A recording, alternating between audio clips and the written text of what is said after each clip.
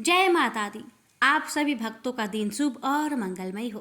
प्यारे भक्तों, हिंदू धर्म में नवरात्रि के पर्व का विशेष महत्व होता है। चैत्र माह के शुक्ल पक्ष की प्रतिपदा तिथि से चैत्र नवरात्र शुरू हो जाती है। नवरात्र पर देवी दुर्गा का 9 अलग अलग स्वरूपों की विधि विधान के साथ पूजा अर्चना की जाती है। इस बार नवरात्र की शुरुआत 30 मार्च रविवार से होने जा रही है और भक्तों, नवरात्र 30 मार्च से लेकर 6 अप्रैल तक रहेगा। भक्तों, इस साल चैत्र नवरात्र रविवार से शुरू हो रहा है, इसलिए माता रानी हाथी पर सवार होकर आएंगी और हाथी की सवारी बहुत शुभ माना जाता है। नवरात्र का शुभारंभ प्रतिपदा तिथि पर घट स्थापना यानी कलश स्थापना के साथ होता है।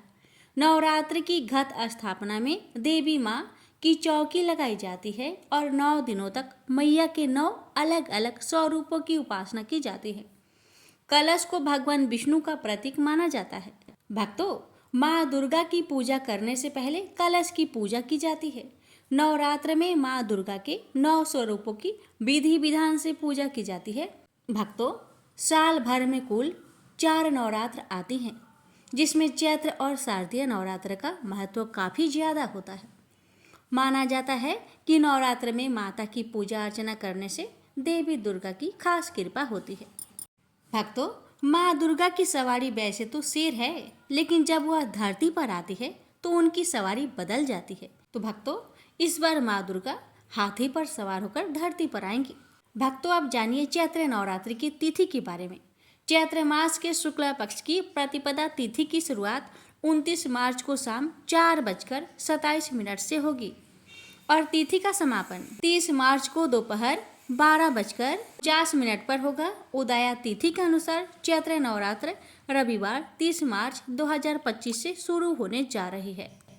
चैत्र नवरात्र घट स्थापना मुहूर्त 30 मार्च को सुबह 6:13 से लेकर सुबह 10:22 तक रहेगा, जिसकी अवधि 4 घंटे 8 मिनट की रहेगी। अगर आप मुहूर्त में कलश स्थापना ना कर पाए तो अभिजीत मुहूर्त में भी घट स्थापना कर सकते हैं। अभिजीत मुहूर्त दोपहर 12:01 से लेकर 12:50 तक रहेगा। चैत्र नवरात्र पूजन विधि। घट अर्थात मिट्टी का घड़ा, इसे नवरात्र के पहले दिन शुभ मुहूर्त के हिसाब से स्थापित किया जाता है। घट को घर के ईशान कोण में स्थापित करना चाहिए। घट में पहले थोड़ी सी मिट्टी डालें और फिर जौ डालें, फिर इसका पूजन करें। जहाँ घट स्थापित करना है उस स्थान को साफ करके वहाँ पर एक बार गंगा जल छिड़ककर उस जगह को शुद्ध कर ले। उसके बाद एक चौकी पर लाल कपड़ा बिछाए। फिर माँ दुर्गा की तस्वीर स्थापित करें या मूर्ति। अब एक तांबे की कलश में जल भरे और उसके ऊपरी भाग पर लाल मौली बांधे। उस कलश में सिक्का, अक्षत, सुपारी, लौंग का जोड़ा, ध्रुवा घास डालें। अब कलश के ऊपर आम के पत्ते रखें और उस पर नारियल को लाल कपड़े से लपेट कर रखें। कलश के आसपास फल, मिठाई और प्रसाद रखें। फिर कलश स्थापना पूरी करने के बाद माँ की पूजा करें। भक्तों, जानिए चैत्र नवरात्र घट स्थापना पूजन सामग्री।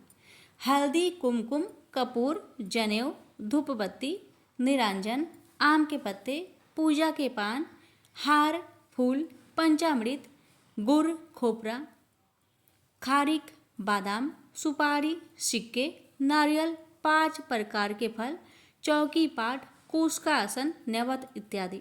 अब आइए भक्तों, रसपान करते हैं चैत्र नवरात्रि की व्रत कथा।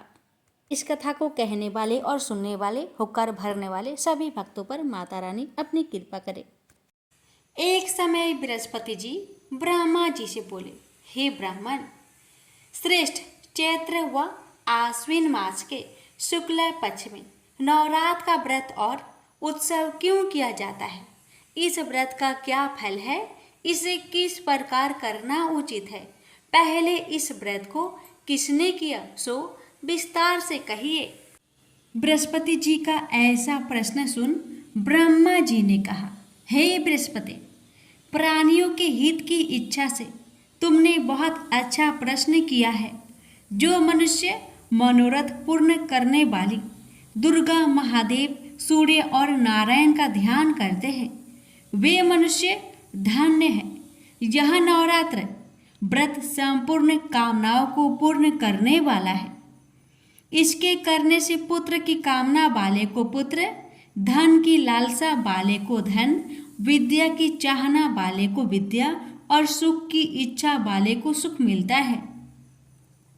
इस व्रत को करने से रोगी मनुष्य का रोग दूर हो जाता है, मनुष्य की संपूर्ण विपत्तियां दूर हो जाती है और घर में समृद्धि की वृद्धि होती है। बांध्या को पुत्र प्राप्त होता है, समस्त पापों से छुटकारा मिल जाता है और मन का मनोरथ सिद्ध हो जाता है। जो मनुष्य इस नवरात्र व्रत को नहीं करता वह अनेक दुखों को भोगता है और कष्ट व रोग से पीड़ित हो अंगहीनता को प्राप्त होता है। उसके संतान नहीं होती और वह धन धान्य से रहित हो भूख और प्यास से व्याकुल घूमता फिरता है तथा संज्ञाहीन हो जाता है। जो सधवा स्त्री इस व्रत को नहीं करती वह पति सुख से वंचित हो नाना दुखों को भोगती है। यदि व्रत करने वाला मनुष्य सारे दिन का उपवास ना कर सके तो एक समय भोजन करे और 10 दिन बांधवों सहित नवरात्र व्रत की कथा का श्रवण करे। हे बृहस्पति, जिसने पहले इस महाव्रत को किया है वह कथा मैं तुम्हें सुनाता हूँ, तुम सावधान होकर सुनो। इस प्रकार ब्रह्मा जी का वचन सुनकर बृहस्पति जी बोले, हे ब्राह्मण, मनुष्य का कल्याण करने वाले इस व्रत के इतिहास को मेरे लिए कहो, मैं सावधान होकर सुन रहा हूँ। आपकी शरण में आए हुए मुझ पर कृपा करो। ब्रह्मा जी बोले, प्राचीन काल में मनोहर नगर में पीठत नाम का एक अनाथ ब्राह्मण रहता था। वह भगवती दुर्गा का भक्त था। उसके संपूर्ण सद्गुणों से युक्त सुमति नाम की एक अत्यंत सुंदरी कन्या उत्पन्न हुई। वह कन्या सुमति अपने पिता के घर बाल्यकाल में अपनी सहेलियों के साथ कीड़ा करती हुई इस प्रकार बढ़ने लगी जैसे शुक्ल पक्ष में चंद्रमा की कला बढ़ती है। उसका पिता प्रतिदिन जब दुर्गा की पूजा करके होम किया करता वह उस समय नियम से वहां उपस्थित रहती। एक दिन सुमति अपनी सखियों के साथ खेल में लग गई और भगवती की पूजा में उपस्थित नहीं हुई। उसके पिता को पुत्री की ऐसी असावधानी देखकर क्रोध आया और वह पुत्री से कहने लगा, अरे दुष्ट पुत्री, आज तूने भगवती का पूजन नहीं किया, इस कारण मैं किसी कुष्ठ रोगी या दरिद्र मनुष्य के साथ तेरा विवाह करूंगा। पिता का ऐसे वचन सुन सुमति को बड़ा दुख हुआ और पिता से कहने लगी, हे पिताजी, मैं आपकी कन्या हूँ तथा सब तरह आपके अधीन हूँ। जैसी आपकी इच्छा हो वैसा ही कीजिए। राजा से, कुष्ठी से, दरिद्र से अथवा जिसके साथ आप चाहो मेरा विवाह कर दो, पर होगा वही जो मेरे भाग्य में लिखा है। मेरा तो अटल विश्वास है, जैसा कर्म करता है उसको कर्मों के अनुसार वैसा ही फल प्राप्त होता है, क्योंकि कर्म करना मनुष्य के अधीन है पर फल देना ईश्वर के अधीन है। जैसे अग्नि में पड़ने से तृणादि उसको अधिक प्रदीप्त कर देते हैं, इस प्रकार कन्या के निर्भयता से कहे हुए वचन सुन उस ब्राह्मण ने क्रोधित हो अपनी कन्या का विवाह एक कुष्ठी के साथ कर दिया और अत्यंत क्रोधित हो पुत्री से कहने लगा, हे पुत्री, अपने कर्म का फल भोगो। देखो, भाग्य के भरोसे रहकर क्या करती हो। पिता के ऐसे कटु वचनों को सुन सुमति मन में विचार करने लगी, अहो, मेरा बड़ा दुर्भाग्य है जिससे मुझे ऐसा पति मिला। इस तरह अपने दुख का विचार करती हुई वह कन्या अपने पति के साथ वन में चली गई और डरावने कोसायुक्त उस निर्जन वन में उन्होंने वह रात बड़े कष्ट से व्यतीत की। उस गरीब बालिका की ऐसी दशा देख देवी भागवती ने पूर्व पुण्य के प्रभाव से प्रकट हो सुमति से कहा, हे दीन ब्राह्मणी, मैं तुझसे प्रसन्न हूँ, तू जो चाहो सो वरदान मांग सकती हो। भगवती दुर्गा का यह वचन सुन ब्राह्मणी ने कहा, आप कौन हैं? वह सब मुझसे कहिए। ब्राह्मणी का ऐसा वचन सुन देवी ने कहा कि मैं आदि शक्ति भगवती हूँ और मैं ही ब्रह्म विद्या व सरस्वती हूँ। प्रसन्न होने पर मैं प्राणियों का दुख दूर कर उनको सुख प्रदान करती हूँ। हे ब्राह्मणी, मैं तुझ पर तेरे पूर्व जन्म के पुण्य के प्रभाव से प्रसन्न हूँ। तुम्हारे पूर्व जन्म का वृत्तांत सुनाती हूँ, सुनो। तू पूर्व जन्म में निषाद यानी भील की स्त्री थी और अति पतिव्रता थी। एक दिन तेरे पति निषाद ने चोरी की। चोरी करने के कारण तुम दोनों को सिपाहियों ने पकड़ लिया और ले जाकर जेल खाने में कैद कर दिया। उन लोगों ने तुझको और तेरे पति को भोजन भी नहीं दिया।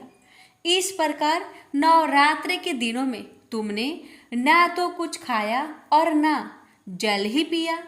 इस प्रकार 9 दिन तक नवरात्र का व्रत हो गया। हे ब्राह्मणी, उन दिनों में जो व्रत हुआ, इस व्रत के प्रभाव से प्रसन्न होकर मैं तुझे मनोवांछित वर देती हूँ। तुम्हारी जो इच्छा हो सो मांगो। इस प्रकार माँ दुर्गा के वचन सुन ब्राह्मणी बोली, अगर आप मुझ पर प्रसन्न है तो हे दुर्गे, मैं आपको प्रणाम करती हूँ। कृपा करके मेरे पति का कोढ़ दूर करे। देवी ने कहा, उन दिनों तुमने जो व्रत किया था, उस व्रत का एक दिन का पुण्य पति का कोढ़ दूर करने के लिए अर्पण करो। उस पुण्य के प्रभाव से तेरा पति कोढ़ से मुक्त हो जाएगा।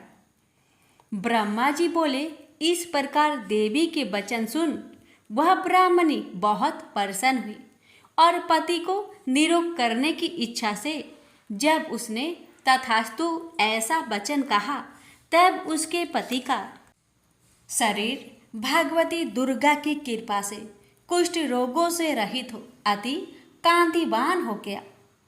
वह ब्राह्मणी पति की मनोहर देह को देख देवी की स्तुति करने लगी।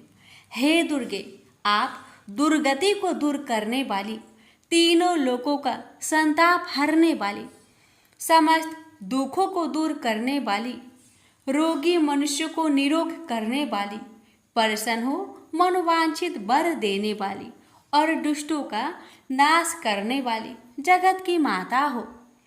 हे अम्बे, मुझ निरपराध अबला को मेरे पिता ने कुष्ठी मनुष्य के साथ विवाह कर घर से निकाल दिया। पिता से तिरस्कृत निर्जन वन में विचर रही हूँ। आपने मेरा इस विपदा से उद्धार किया है। हे देवी, आपको प्रणाम करती हूँ, मेरी रक्षा करे। ब्रह्मा जी बोले, हे बृहस्पति, उस ब्राह्मणी की ऐसी स्तुति सुन देवी बहुत प्रसन्न हुई और ब्राह्मणी से कहा, हे ब्राह्मणी, तेरे उदालय नामक अति बुद्धिमान, धनवान, कीर्तिवान और जितेंद्रिय पुत्र शीघ्र उत्पन्न होगा। ऐसा वर प्रदान कर देवी ने ब्राह्मणी से फिर कहा कि हे ब्राह्मणी, और जो कुछ तेरी इच्छा हो वह मांग ले। भगवती दुर्गा का ऐसे वचन सुन सुमति ने कहा कि हे भगवती दुर्गे, अगर आप मुझ पर प्रसन्न है तो कृपा कर मुझे नवरात्र व्रत की विधि और उसके फल का विस्तार से वर्णन कीजिए। इस प्रकार ब्राह्मणी के वचन सुन माँ दुर्गा ने कहा, हे ब्राह्मणी, मैं तुम्हें संपूर्ण पापों को दूर करने वाले नवरात्र व्रत की विधि बतलाती हूँ, जिसको सुनने से मोक्ष की प्राप्ति होती है। आश्विन मास के शुक्ल पक्ष की प्रतिपदा से लेकर 9 दिन तक विधि पूर्वक व्रत करे। यदि दिन भर का व्रत न कर सके तो एक समय भोजन करे। विद्वान ब्राह्मणों से पूछकर घट स्थापन करे और वाटिका बनाकर उसको प्रतिदिन जल से सींचे। महाकाली, महालक्ष्मी और महासरस्वती देवी की मूर्तियां स्थापित कर उनकी नित्य विधि सहित पूजा करे और पुष्पों से विधि पूर्वक अर्घ्य दे। बिजोरा के फल से अर्घ्य देने से रूप की प्राप्ति होती है। जायफल से अर्घ्य देने से कृति, दाख से अर्घ्य देने से कार्य की सिद्धि होती है। आंवले से अर्घ्य देने से सुख की प्राप्ति और केले से अर्घ्य देने से आभूषणों की प्राप्ति होती है। इस प्रकार पुष्पों व फलों से अर्घ्य देकर व्रत समाप्त होने पर 9वें दिन यथा विधि हवन करें। खांड, घी, गेहूँ, शहद, जौ, तिल, बिल्व, नारियल, दाख और कदम्ब आदि से हवन करें। गेहूँ से होम करने से लक्ष्मी की प्राप्ति होती है। खीर एवं चंपा के पुष्पों से धन और बेल पत्तों से तेज व सुख की प्राप्ति होती है। आंवले से कृति की और केले से पुत्र की, कमल से राज सम्मान की और दाखों से संपदा की प्राप्ति होती है। खांड, घी, नारियल, शहद, जौ और तिल तथा फलों से होम करने से मनोवांछित वस्तु की प्राप्ति होती है। व्रत करने वाला मनुष्य इस विधान से होम कर आचार्य को अत्यंत नम्रता के साथ प्रणाम करे और यज्ञ की सिद्धि के लिए उसे दक्षिणा दे। इस प्रकार बताई हुई विधि के अनुसार जो व्यक्ति व्रत करता है उसके सब मनोरथ सिद्ध होते हैं। इसमें तनिक भी संदेह नहीं है। इन 9 दिनों में जो कुछ दान आदि किया जाता है उसका करोड़ों गुना फल मिलता है। इस नवरात्र व्रत करने से अश्वमेध यज्ञ का फल मिलता है। हे ब्राह्मणी, इस संपूर्ण कामनाओं को पूर्ण करने वाले उत्तम व्रत को तीर्थ, मंदिर अथवा घर में विधि के अनुसार करें। ब्रह्मा जी बोले, हे बृहस्पति, इस प्रकार ब्राह्मणी को व्रत की विधि और फल बताकर देवी अंतर्ध्यान हो गई। जो मनुष्य या स्त्री इस व्रत को भक्ति पूर्वक करता है वह इस लोक में सुख प्राप्त कर अंत में दुर्लभ मोक्ष को प्राप्त होता है।